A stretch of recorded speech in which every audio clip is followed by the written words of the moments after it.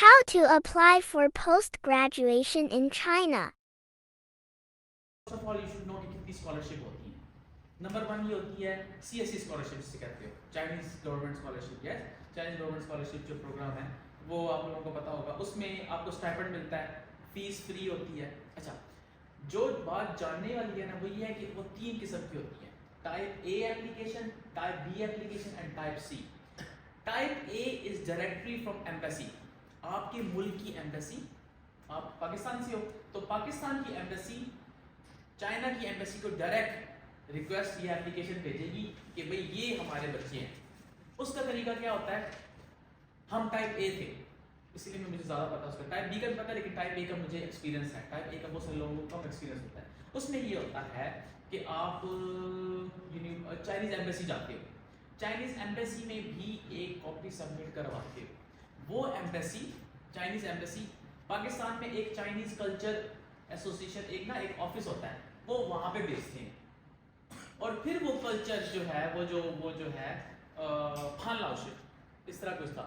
सो वो जो culture office है वो फिर सिलेक्ट करता है नेम लिस्ट। और उसमें हमारे दफ़ा 2019 में 44 students all over the China में, वो ऑल ओवर द पाकिस्तान में से, from all over the Pakistan 44 students were selected. ये है type A, directly from embassy. हमने क्या किया था, हमने अपनी सारे डॉक्यूमेंट्स की एक एक कॉपी उधर सबमिट करवाई थी एम्बेसी, वो एम्बेसी। अगले दिन हमें फ़ोन आता है कि आपने एम्बेसी नहीं सबमिट करवानी, आपने जाना कल्चर सेंटर। और फिर मैंने कल्चर सेंटर ढूंढा, वो कुछ था I8 में घरों में से एक था, अब पता नहीं क्या है लेकिन उस वक्त एक घर था और वो ऑफिस बना हुआ था बकायदा।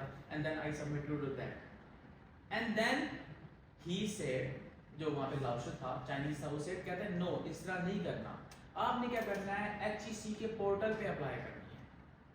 फिर मैंने HEC के पोर्टल पे अप्लाई की ये एप्लीकेशन। HEC की पोर्टल में अगर आप जाओगे ना तो HEC के पोर्टल में है कि HEC CSE प्रोग्राम, तो वो टाइप है। फिर आप HEC पे अप्लाई करते हो, बाकायदा उस वक्त तो 1500 फीस थी, अब पता नहीं कितनी है, वो अप्लाई करते हो, फीस देते हो, और फिर आपको 5 जनवरी या जनवरी के एंड तक रिस्पांस आता है। वहाँ पे वो डेट लिखी हुई होगी। बात समझे? जब मैंने रिसर्च की मुझे पता लगा टाइप ए एम्बेसी की तरफ थी। मैंने एम्बेसी पे हार्ड कॉपी सबमिट करवाई, मुझे उन्होंने कहा कि नहीं आप कल्चर सेंटर जाओ। मैं कल्चर सेंटर गया, उस लाउशर ने मुझे कहा नहीं, हम लोगों के पास नेम लिस्ट आएगी फाइनलाइज, आप HEC को सबमिट करवाओ। और HEC हायर एजुकेशन कमीशन आपको फिर उस कल्चर सेंटर पे क्या भेजेगी, आपकी एप्लीकेशन भेजेगी, नेम लिस्ट भेजेगी। फिर नेम लिस्ट जो हमारे पास आएगी, फिर उसमें हम शॉर्ट लिस्ट करेंगे और आगे भेजेंगे। And it is total secrecy, total secret था, मतलब कोई आप उसको मैनिपुलेट नहीं कर सकते। वो अलग बात है कि हमारे साथ कुछ और सिचुएशन हुई, बट वो मैनिपुलेट नहीं हो सकती। HEC नेम लिस्ट भेजती है depending on what criteria, I don't know, उन्होंने लिखा हुआ है क्राइटेरिया, बट वो पॉलिटिशियंस के ही जाते हैं वहाँ पे बच्चे। अच्छा, वो जो 44 नेम लिस्ट, 44 स्टूडेंट्स की नेम लिस्ट थी, उसमें बैचलर्स मेडिसिन की भी CSE थी, लेकिन वो सिर्फ शायान जागोम में थी। एक दो थी, एक ही थी शायद, लेकिन मतलब MBBS CSE मिली हुई थी उसको, लेकिन क्योंकि वो एम्बेसी की तरफ से थी और कोई मसला नहीं। अच्छा, जो टाइप बी है, जो मोस्ट ऑफ आप लोग अप्लाई करोगे, टाइप बी क्या होती है, यूनिवर्सिटी CSE डायरेक्टली देती है, आप एम्बेसी से नहीं जाते। अगर फॉर एग्जांपल आपका कनेक्शन है किसी यूनिवर्सिटी से, जिसका मेरा कनेक्शन है मेरी पोस्ट ग्रेजुएशन यूनिवर्सिटी से, मैं उनको कहता हूँ कि ये स्टूडेंट्स हैं आपने देनी है। अच्छा, उनके पास भी कुछ इख्तियार होता है CSE का, उनके पास भी कुछ सीट होती है, लेकिन होता क्या है कि वो भी आप CSE एप्लीकेशन के जरिए अप्लाई करते हो, CSE की वेबसाइट पे अप्लाई करते हो, वहाँ पे ऑप्शन चूज करते हो type B. Type B choose करके नीचे एक एजेंसी नंबर होता है, वो हर यूनिवर्सिटी का अपना होता है, आप यूनिवर्सिटी का एजेंसी नंबर आराम से मिल जाता है, कोई बड़ा मसला नहीं है, वो आप ऐड करते हो और फिर आप उस यूनिवर्सिटी के हिसाब से अपनी name, number, phone number, WeChat add करते हो। इसमें मसला क्या होता है, इसमें मसला ये होता है कि कुछ यूनिवर्सिटीज़ के डिफरेंट रूल होते हैं, हमें पता नहीं होता। अच्छा, रूल क्या है, जो मेरी यूनिवर्सिटी थी वो कहती थी कि अगर इस बच्चे ने, ये एक बच्चा ग्रेजुएट नहीं हुआ तो हम इसको पोस्ट ग्रेजुएट नहीं लेंगे। मेरी university mean southern medical university. कुछ यूनिवर्सिटी का ये रूल होता है कि जब आप ग्रेजुएट करते हो, फॉर एग्जांपल मैं 2019 में ग्रेजुएट हुआ हूँ, तो मुझे 1 साल वेट करना पड़ेगा और उस साल मुझे क्लिनिकल एरिया में एक्सपर्टीज कोई भी क्लिनिकल एरिया में टाइम गुजारना पड़ेगा और उसके बाद एडमिशन वहां पे होता है। क्या मतलब? ग्रेजुएट हुए आपके, कब ग्रेजुएट हो रहे हो आप? 2023 में, 2024 में। After 2024 till 2025 you spend your time in a hospital or any medical field, clinical field। उसके बाद वो आपको एप्लीकेबल करते हैं। तो फिर हमारा दाखिला कैसे हुआ? क्योंकि हमारा टाइप ए था। उन्होंने कहा अगर आप टाइप ए से आते हो हमें कोई मसला नहीं है, आप जैसे मर्जी आओ, बेशक आप फेल हो या वो। अगर टाइप ए ने एम्बेसी ने आपको सिलेक्ट कर दिया, we don't have any reason और वो क्या कहते हैं उसको, इख्तियार को क्या कहते हैं, right to reject your application. अगर एम्बेसी सिलेक्ट कर, ये एम्बेसी की शॉर्ट लिस्ट होती है, वो स्ट्रॉन्ग होती है। लेकिन अगर यूनिवर्सिटी की बेस पे है, तो अगर यूनिवर्सिटी एक्सेप्ट कर ले टाइप बी, फॉर एग्जांपल हमने टाइप बी अप्लाई किया, यूनिवर्सिटी से बात कर रही, यूनिवर्सिटी कहती है ठीक है, द ओनली पर्सन और only institute which can reject your application is CSC. आप सीएससी के पोर्टल पे अप्लाई करते हो, सीएससी आपकी एप्लीकेशन पहले वो एक अफर्मेशन करती है, वो आपकी एप्लीकेशन भेजती है तो यूनिवर्सिटी को, कोई मसला तो नहीं है। यूनिवर्सिटी कहती है, आपसे यूनिवर्सिटी से पहले बात की देती है, यूनिवर्सिटी कहती है मुझे कोई मसला नहीं है। फिर यूनिवर्सिटी वापस भेजती है सीएससी पे, फिर सीएससी के ऊपर एप्लीकेशन, जब अब यहाँ पे ना ये जो थर्ड स्टेप होता है ना, यहाँ पे सीएससी पे एप्लीकेशन ऐड होती रहती है, फिर वो टॉप उठाते हैं। अब टॉप का मतलब क्या है? Not based on DMC, no, ये टॉप उठाते हैं। CSC basically Chinese government scholarship ना कंट्री की बेस पे है, हर कंट्री में से ना स्पेसिफिक बंदों को दे देंगे, कुछ मिकदार को देंगे। पाकिस्तान से 10, फलां जगह से 10। अब फॉर एग्जांपल जब हम लोग पीजी कर रहे थे, इजिप्ट से भी थे लोग, सऊदी अरब से भी थे, अफ्रीका के डिफरेंट कंट्री से भी थे, पाकिस्तान से हम दोनों के अलावा कोई नहीं था, एक और था, उसके अलावा कोई नहीं। हाँ पोस्ट डॉक थे, पीएचडी थे, लेकिन वही बात हो कि मास्टर्स में 2, पीएचडी में 2, मुश्किल से पाकिस्तान से, इंडिया से थे, इस तरह डिफरेंट कंट्री से थे। तो वहाँ से हमें समझ आई थी, जब हमारा दाखिला हो गया उसके बाद हम लोगों ने ना, जो क्लास फेलोज थे मेरा एक डिफरेंट तरीका था। मेरा एक ये काम होता था कि मुझे तो पता था कि मेरा दाखिला कैसे हुआ है, आपका कैसे हुआ है, अब कैसे हुआ है, तो मुझे डिफरेंट पता लगने लग पड़ा कि इस तरीके से ना हर एक कंट्री की एक रेशियो होती है। And then when I research upon this, तब मुझे पता लगा था कि ये रेशियो होती है। ये नहीं देखते कि कोई टॉपर है, कोई ये है, ये 2 इंग्लैंड से उठाएंगे, 2 यूएस से उठाएंगे। Yes, there were some people from these countries too. अब अगर एप्लीकेशन ऐसी कंट्रीज से जिनकी इंग्लिश फर्स्ट लैंग्वेज है, वहाँ से एप्लीकेशन ज़्यादा आए ना, तो इनका थोड़ा सा अजीब सा रूल है कि वो वहाँ से ज़्यादा उठाते हैं, आई डोंट नो व्हाई। और फिर ये अफ्रीकन्स को हम पे ज़्यादा तरजीह देते हैं, एशियंस से अफ्रीकन्स को एशियंस पे तरजीह देते हैं, they prioritize and pick up Africans first. तो फिर आप ये सोच लो कि हमारी उसमें भी पोस्ट ग्रेजुएशन में भी अफ्रीकन ज़्यादा थे, इसी वजह से कि हमने देखा ना, वो इसलिए क्योंकि अफ्रीका तो एक बहुत कठिन है, उसमें बहुत सारे कंट्रीज हैं, तो हमें तो अफ्रीकन नजर आते हैं ना, लेकिन उनके लिए पीछे जो क्राइटेरिया वो कंट्री बेस्ड है। तंजानिया से 2 उठाएंगे, साउथ सुडान से 2 उठाएंगे, कैमरून से उठाएंगे, कैमरून का भी था, यस पोस्ट डॉक था, तो दूसरी पीएचडी का, सेकंड पीएचडी का, कैमरून से उठाएंगे, फिर वो गाना से उठाएंगे, इस तरह जाम्बिया से उठाएंगे, इस तरह ये मसला है। अब मसला हमारे पास ये होता है कि बहुत सारे एजेंट्स भी काम कर रहे हैं और ये भी काम कर रहे हैं, तो बेसिकली वो उनकी यूनिवर्सिटी से ताल्लुक तो होता है, लेकिन वो ऐसी यूनिवर्सिटीज होती हैं जो रिकॉग्नाइज नहीं होती। अब रिकग्निशन का मसला क्या है? कुछ अरसे पहले पीएमसी ने कहा था कि जो पीजी कर ले उनके लिए NLE exam, even not only NLE but also the HEC will give you a masters degree. देखो आप क्लिनिकल मेडिसिन में जो हो एफसीपीएस आपको देते नहीं देते, आप एचईसी के पास जाओ, अपनी थीसिस जमा करवाओ और आपको वो क्या कहेंगे, आप मास्टर्स हो। मास्टर की डिग्री नहीं होती, मास्टर इन साइंस और क्लिनिकल साइंस, बस ये आपके पास होगी, वो आपको इक्विवेलेंसी देंगे। लेकिन आपको इक्विवेलेंसी अगर क्लिनिकल फील्ड में चाहिए तो वो फिर डिफरेंट हो जाती है, वो फिर सिर्फ एनएलई एग्जामिशन की बेस पे हुई थी। हम जब स्टार्ट किया था हमने उस साल एनएलई की एग्जामिशन और हाउस जॉब की एग्जामिशन की बात थी। फिर जब हम लोग कर रहे थे पीजी, बीच में रूल हट गया और अब दोबारा एक किस्म का ये रूल आया है।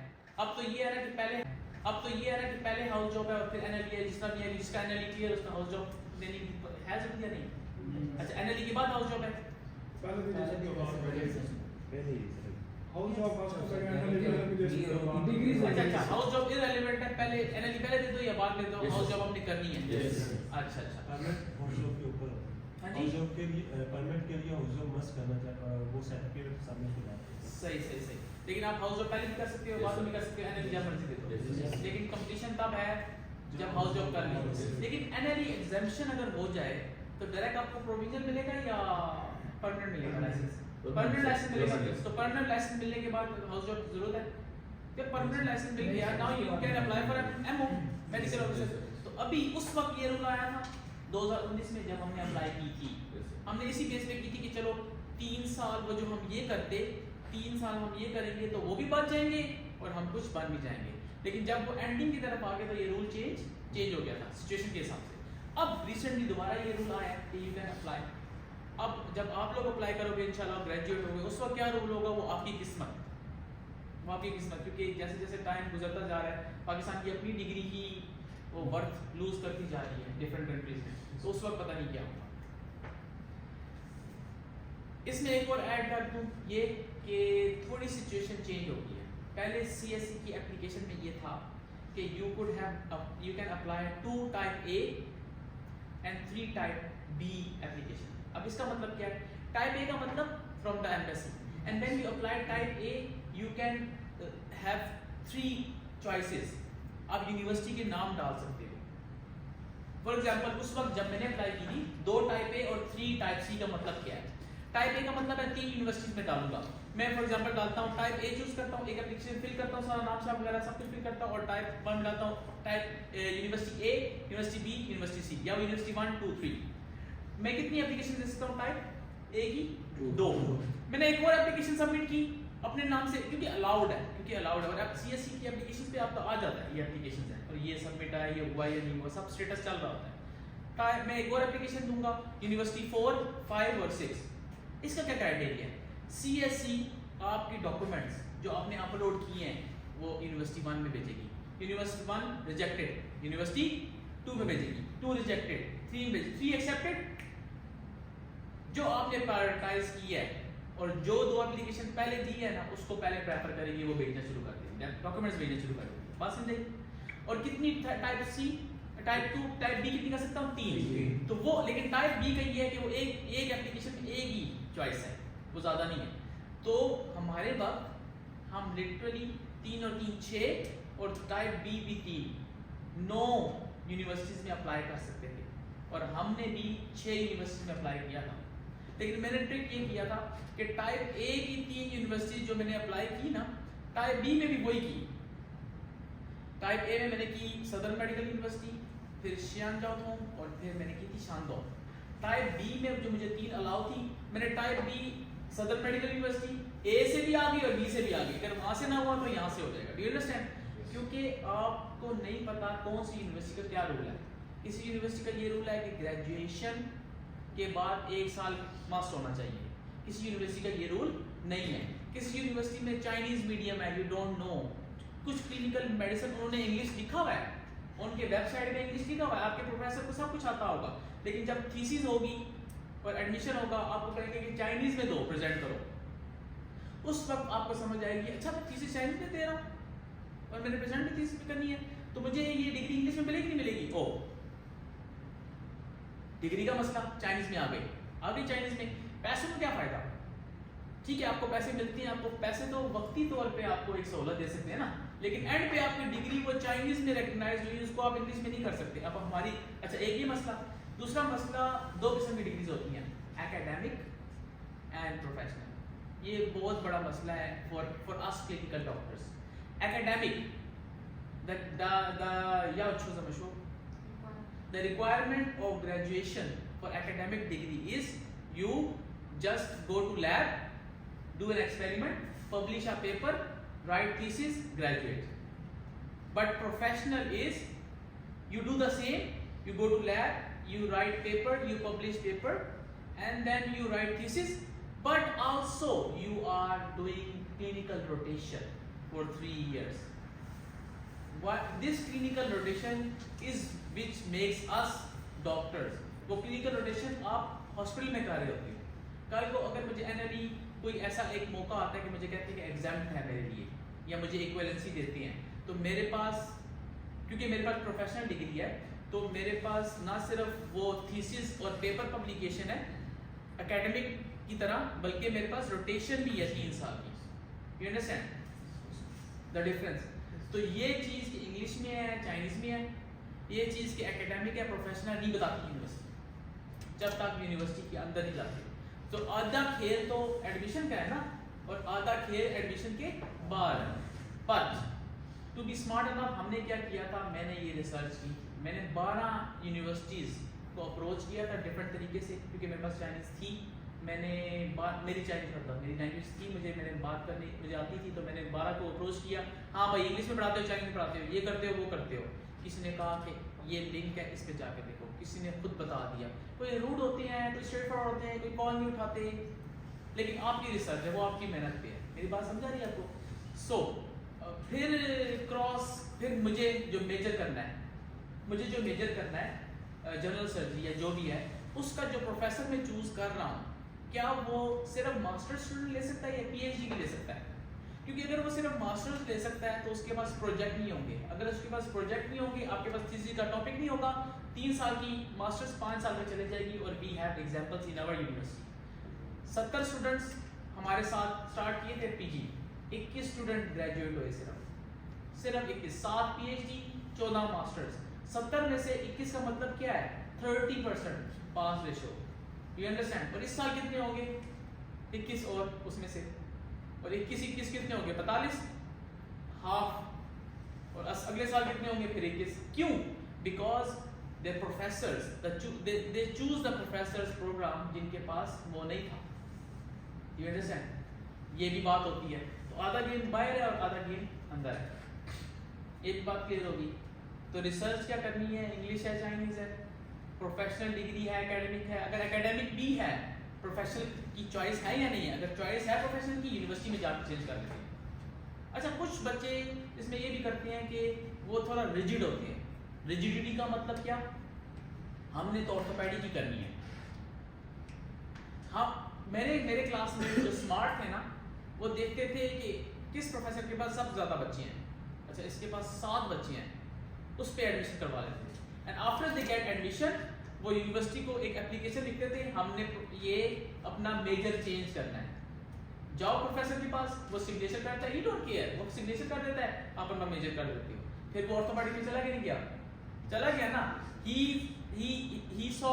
और शी सॉ कि ईएनटी में इजीली एडमिशन हो जाती है, इस प्रोफेसर की बहुत चलती है, ईएनटी में दाखिला ले लिया, जब गए चेंज कर लिया।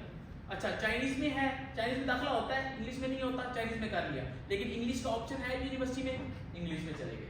अच्छा, एकेडमिक में मिल रहा है, प्रोफेशनल में नहीं मिल रहा क्योंकि HSK 5 या 6 चाहिए, एकेडमिक में कर लिया। हाँ लाउड, ग्रेजुएशन से पहले HSK 5 दूंगा, मुझे प्रोफेशनल डिग्री चाहिए, ठीक है। अगर तुमने HSK 5 दे दिया, प्रोफेशनल डिग्री मिलेगी, प्रोफेशनल डिग्री। बात समझाइए? 3 साल बाद समझ आती है। ये बात 3 साल बाद समझ आती है। ये ओरिएंटेशन मैं सिर्फ यहाँ पे नहीं दे रहा, बेसिकली मैं अपने पीजी का भी किया था। वहाँ पे जब मुझे ये बातें पता चली ना, और मैंने किसी टीचर से डिस्कस की या किसी स्टूडेंट से डिस्कस की, तो उस बच्चे ने हमारे उस ऑफिस में, मेरे नानफांग की खदाश मतलब सदर मेडिकल यूनिवर्सिटी के ऑफिस में मुझे मशहूर कर दिया कि इस बच्चे को बहुत कुछ पता है। फिर मैंने हर साल ओरिएंटेशन दी है नए स्टूडेंट्स को कि ये गलती नहीं करना, ये गलती नहीं करना। हालांकि मैंने भी बहुत सारी गलतियाँ की हैं, लेकिन ये गलती नहीं करना, ये नहीं करना। तो ओरिएंटेशन मैंने इस पर भी दी है। इवन ग्रेजुएशन तक कैसे क्या करते हैं, क्यों करते हैं, कैसे थीसिस लिखती हैं, थीसिस का कुछ पता नहीं, सर पैर ना हो तो कैसे करते हैं, टॉपिक कैसे सिलेक्ट करते हैं। अगर आपके प्रोफेसर के पास टॉपिक नहीं है आप ग्रेजुएट करने का, तो आप मैं ये करना चाहता हूँ, मुझे लगता है मैं इससे ग्रेजुएट हो सकता हूँ, what do you think? If he agrees, you are graduated, you understand? तो बहुत सारा ये बहुत सारा ना ट्रबल शूटिंग है। क्वेश्चन किसका है? अगर मुझे और बात याद आई तो मैं आप बताऊंगा, शेयर करूँगा। तो ये मेरा एक्सपीरियंस था, और भी बहुत सारे एक्सपीरियंस थे, वो इनसाइट थे, सारा चीज़ क्लियर हो गया। क्लियर हो गया। अच्छा, now let's talk the hard part. Clear तो हो गया, अब सख्त बातें करते हैं। सख्त बातें ये करते हैं कि अगर आप मुझसे पूछो सर शुड वी स्टे और go back, it totally depends on you. You know why? Because you should see yourself, अपने गिरेबान में जान लो। क्यों? If you think you are disciplined enough कि आप यहाँ पे स्टडी कर सकते हो, और आपकी इंटर्नशिप में आपको यहाँ पे फ़ायदा होगा। आपको पता तो है इंटर्नशिप कैसे हो रही है यहाँ पे, टोटली डिपेंडेंट ऑन यू। आप जा रहे हो वो आपको कुछ नहीं कहेंगे, आप नहीं जा रहे वो आपको कुछ नहीं कहेंगे, टोटली डिपेंडेंट, जैसे पाकिस्तान में है। Because you are not responsible and they are not paying you. आप उनके हाउस ऑफिसर नहीं हो कि वो आपको रिस्पॉन्सिबल ठहराएं। जब रिस्पॉन्सिबिलिटी नहीं है तो फिर पकड़ नहीं है, जब पकड़ नहीं है तो फिर सेल्फ डिपेंडेंट हो। जब सेल्फ डिपेंडेंट हो तो डिसिप्लिन है तो कर सकते हो, डिसिप्लिन नहीं है टाइम ज़ाया करोगे। मैं भी पाकिस्तान ज़्यादा कर लूँ, हु नोज वहाँ पे सिचुएशन देखो, वो हालत ख़राब है, कुछ करना पड़ेगा। तो ये टोटली डिपेंड्स ऑन यू कि इंटर्नशिप आप यहाँ पे करते हो या वहाँ पे करते हो। हाँ, जो पीजी है इंटर्नशिप के दौरान अप्लाई कर सकते हो, और उसमें आप ग्रेजुएट नहीं हुए ना तो आपकी यूनिवर्सिटी से आप कहते हो मुझे प्री ग्रेजुएशन सर्टिफिकेट चाहिए, तो वो आपको प्री ग्रेजुएशन सर्टिफिकेट दे देते हैं। लेकिन अगर आपने एक रॉन्ग यूनिवर्सिटी में अप्लाई किया हुआ है तो फिर एडमिशन होने के चांसेस कम हो जाएंगे। ये जो सारे स्टेप्स है, इंफॉर्मेशन है ना, ये आपके चांसेस इंक्रीज करता है। एक बहुत रॉन्ग कॉन्सेप्ट है कि मुझे एक्सेप्टेंस लेटर मिल गया है या प्रोफेसर की तरफ से रिकमेंडेशन लेटर मिल गया है तो मेरा दाखिला हो गया है। आप उस रिकमेंडेशन लेटर के नीचे अगर देखो ना, कोई स्टैम्प, एक तो स्टैम्प नहीं होगी उस पर, दूसरा ये कि अगर नीचे लिखा हो ना this does not mean that you get the admission, लिखा हुआ होता है this is not the final admission letter. वो एक्सेप्टेंस का मतलब सिर्फ ये होता है कि मैंने, अगर मेरा दाखिला हो गया, मैंने पहले से ही एक प्रोफेसर चूज किया हुआ है, मुझे ये पसंद है, मैं इसका प्रोग्राम स्टडी करना चाहता हूँ, उसका पोस्ट ग्रेजुएट, और इसका मतलब कुछ नहीं है। उस एक्सेप्टेंस का लेटर का मतलब कुछ नहीं है। क्यों? सीएससी की वेबसाइट पे साफ साफ लिखा हुआ है, अगर आप किसी प्रोफेसर को अप्रोच करते हो कि मैंने आपका प्रोग्राम पढ़ना है, तो कोई भी प्रोफेसर रिजेक्ट आपको नहीं कर सकता, क्योंकि पहले प्रोफेसर पैसे लेते थे और एक्सेप्ट कर लेते थे और उनका बहुत बिजनेस चल गया था। तो अब सीएससी ने कहा नो, ये अथॉरिटी हमारे पास है, आपके पास नहीं हो सकती। तो अगर कोई भी स्टूडेंट आपको अप्रोच करे, you can not reject if you are registered under program और अंडर प्रोजेक्ट 211, और एक और भी 900 कुछ है कि 2 प्रोजेक्ट है सीएससी के, 2 प्रोजेक्ट है। 211 है यूनिवर्सिटी, कुछ यूनिवर्सिटी 211 होती है, कुछ यूनिवर्सिटी, ये यूनिवर्सिटी को फंड्स होते हैं, तो ये फंड्स भी गवर्नमेंट की तरफ से होते हैं और उस फंड्स के अंडर बहुत सारे प्रोफेसर होते हैं। तो प्रोफेसर को आप अप्रोच करोगे, आप 7 प्रोफेसर को अप्रोच करो, आपको सारे एक्सेप्टेंस लेटर देंगे, आप खुश हो जाओगे, ओ इधर नहीं तो इधर हो जाएगा, इधर नहीं तो इधर हो जाएगा।